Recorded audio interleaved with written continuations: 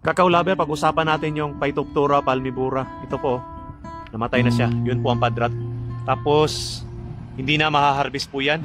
Tapos, ito, mahahawa yung katabi niya. Ang number one po ng cause niyan, yung water splash. Yung ulan po. Dahil po sa ulan, tumaas ang ating humidity sa ating farm. Tapos, yun na, nagsilabasan na yung Phytophthora palmivora, yung mga punggos. Tapos, nagkaroon na siya ng padrat. Nangingiti, mamamatay po yan. Hindi na mahaharvest. Katulad nun, sayang po yun.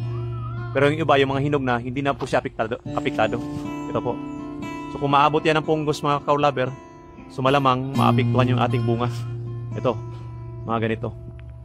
So, dahil po yan sa ulan, number 1. Tapos, number 2, dahil hindi ka nag-pruning, tumaas ang humidity sa ilalim ng yung kakao farm, kaya nagkaroon ng Phytophthora.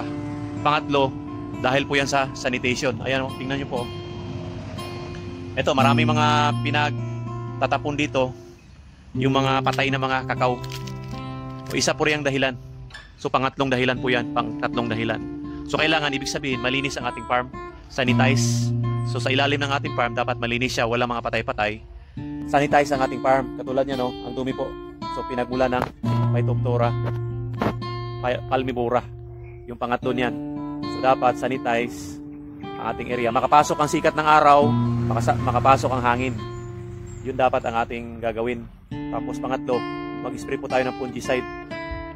Dapat mag-spray tayo ng fungicide. Gamitin natin Ridomel, Metalaxyl, Ridomel Gold. Yun po ang pag-spray natin sa ating farm. Tapos, i-sanitize natin, liligpitin natin lahat ito.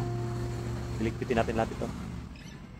So, number 1 na gamot, pruningan, papasukin ang sikat ng araw, air circulation at saka sun penetration. Pangalawa, ligpitin yung mga dumi. Ito po, mga dumi-dumi. Yung mga nagkakalat na po ito. Malalaglag kasi ito, tapos dyan na siya. May mga punggos na yan. Ligpitin, i-sanitize. Pangatlo, spray tayo ng fungicide. Ridomel Gold, yung Metalaxyl. Yun po ang pang-spray natin. Alright.